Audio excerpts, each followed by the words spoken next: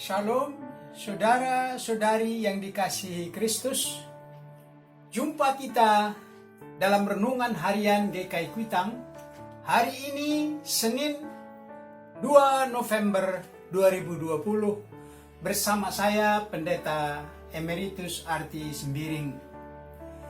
Tema kita berbunyi, jangan gelisah hatimu. Jangan gelisah hatimu. Tema ini dilandasi dari firman Tuhan dari Injil Yohanes 14 ayat 1. Demikian, janganlah gelisah hatimu, percayalah kepada Allah, percayalah juga kepada aku. Demikian disampaikan oleh Tuhan Yesus. Gelisah menandakan satu suasana hidup yang tidak nyaman. Anak kecil yang belum bisa mengungkapkan perasaan yang tidak nyaman dalam dirinya membuat dia menangis berkepanjangan. Demikian juga menangis bagi anak kecil itu pertanda kegelisahan hatinya, ketidaknyamanan hidupnya. Bahkan takut sesuatu yang tidak dapat diungkapkannya. Sekali kejadian di keramaian waktu perayaan Jakarta Fair. Saat itu Jakarta Fair masih diselenggarakan di lapangan Monas, Jakarta Pusat. Seorang anak kecil terpisah dari ibunya, dari orang tuanya. Anak itu menangis sejadi-jadinya. Dan petugas security hendak membawa anak itu. Tetapi justru dia menolak dan semakin takut dengan orang-orang di sekitarnya. Dan dia terus menangis. Setelah diumumkan oleh bagian informasi bahwa ada anak ditemukan yang terpisah dengan orang tuanya, maka orang tuanya datang. Mereka bertemu. Maka redalah tangis anak itu. Mereka berpelukan. Justru ibunya lah yang menangis sesenggukan. Demikianlah sekelumit rasa gelisah dan takut seorang anak yang berpisah dengan ayah atau ibunya. Tuhan Yesus dan murid-muridnya sudah lebih kurang 3 tahun bersama sebagai guru dan murid, sebagai bapa dan anak. Mereka merupakan satu ikatan keluarga. Dan tiba saatnya Yesus membukakan rencana yang tak terduga oleh murid-muridnya, yang tak terpikirkan oleh murid-muridnya, yaitu satu saat nanti mereka akan berpisah, harus berpisah. Yesus akan meninggalkan murid-muridnya itu. Dan Yesus tahu akan terjadi kegelisahan di hati murid-murid yang ditinggalkan oleh guru mereka ini. Akan tiba saatnya nanti mereka seperti seorang anak yang kehilangan, yang berpisah dengan orang tuanya di tengah keramaian, di tengah persoalan dunia. Itulah yang terjadi saat Yesus ditangkap. Murid-murid itu lari. Demikian juga setelah mereka menyaksikan kesengsaraan Yesus sampai Yesus wafat di kayu salib. Di mana mereka? Mereka diliputi oleh kegelisahan dan takut. Murid-murid lebih daripada gelisah. Mereka takut dan gentar. Mereka kehilangan guru, kehilangan bapa, kehilangan pengayom, kehilangan pengharapan masa depan yang sudah digambarkan oleh Tuhan Yesus, yang sudah diajarkan oleh Tuhan Yesus tentang kerajaan sorga, tentang kemuliaan Bapa, tentang pesta yang meriah menyambut orang yang bertobat. Itu semua akan sirna. Begitulah pikiran murid-murid yang gelisah ditinggalkan oleh guru mereka ini. Saudara-saudari yang dikasihi Kristus, berbagai kegelisahan, kekhawatiran, ketakutan selalu muncul dalam hidup kita. Dengan wabah COVID-19, kita gelisah. Kalau ada anggota keluarga yang harus mengunjungi tempat yang disebut zona merah COVID-19, kita gelisah. Demikian juga kita gelisah kalau kita harus berada dalam keramaian yang tidak memberlakukan protokol kesehatan. Saudara-saudari yang dikasihi Kristus, seminggu yang lalu, istri saya mengalami sesak nafas yang cukup berat. Kami sangat gelisah karena sesak nafas itu adalah gejala mengidap COVID-19. Bagaimana tidak gelisah dan tidak takut?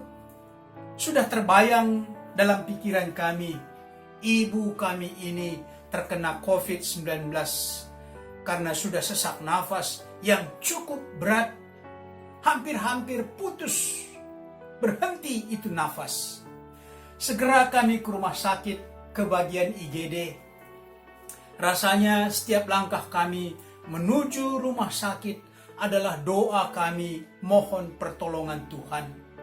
Memang penyakitnya cukup serius.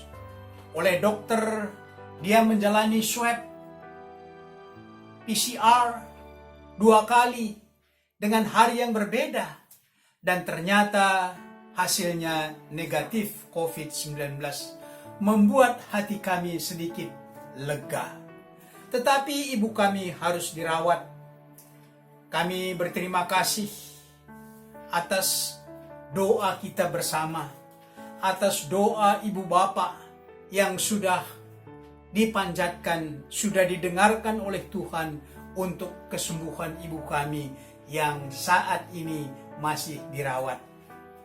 Dalam Yohanes 14 ayat 1, kalau kita baca dan seterusnya, Tuhan Yesus mempersiapkan murid-muridnya sebagai antisipasi yang akan terjadi, yaitu perpisahan mereka.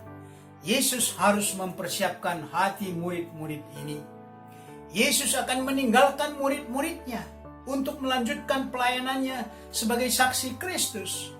Untuk itu Yesus memberi pegangan, satu prinsip pegangan, yaitu percaya kepada Allah dan percaya kepada Dia. Percaya kepada Bapa dan percaya kepada Anak. Inilah prinsip yang menghilangkan kegelisahan, yang meredakan kegelisahan dan ketakutan kita dalam hidup ini. Keteguhan percaya kita pada Allah dan Yesus Kristus adalah pereda kegelisahan kita. Seteguh apa, sebesar apa, sekuat apa iman kita kepada Allah dan Yesus Kristus, maka sebesar itu juga, sekuat itu juga meredakan kegelisahan dan ketakutan kita, karena Yesus telah menyediakan tempat di hatinya untuk kita. Dia sudah membuka hatinya untuk kita. Inilah yang meredakan kegelisahan kita. Mari, saudara-saudari yang dikasihi Kristus, sejenak kita aplikasikan percaya kita kepada Allah dengan pokok sebagai berikut.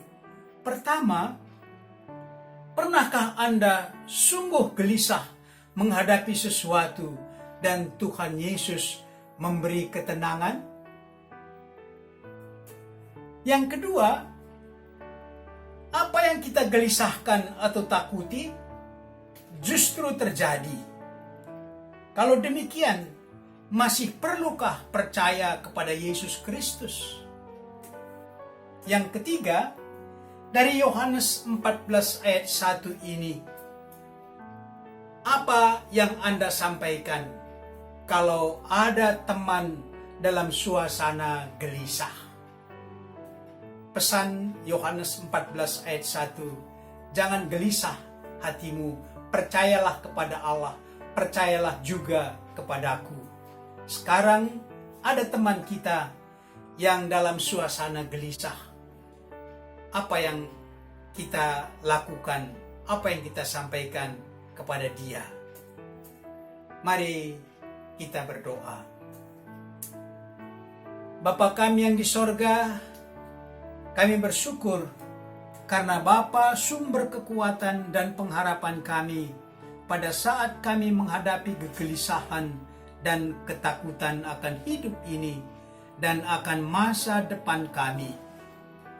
Kami berdoa agar kehadiran pelayanan gereja Tuhan di bumi ini mampu meredakan banyak kegelisahan dan ketakutan yang menguasai kami.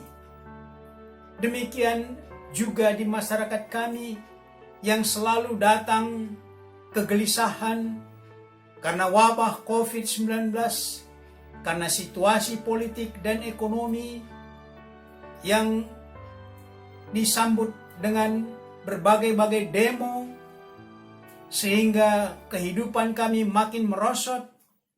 Kami mohon agar gereja Tuhan, juga GKI, khususnya GKI Kuitang, mampu memberi pelayanan pastoral dan pelayanan tanda kasih untuk meredakan kegelisahan dan ketakutan di masyarakat kami.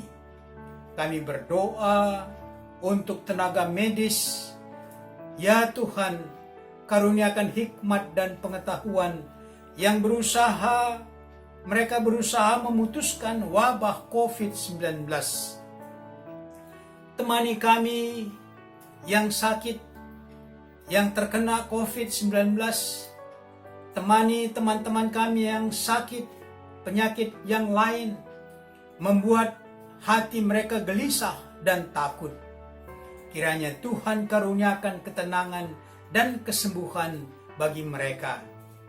Dengarkanlah doa kami ini yang kami panjatkan dalam nama Yesus Kristus, Sang Pengantara kami. Amin.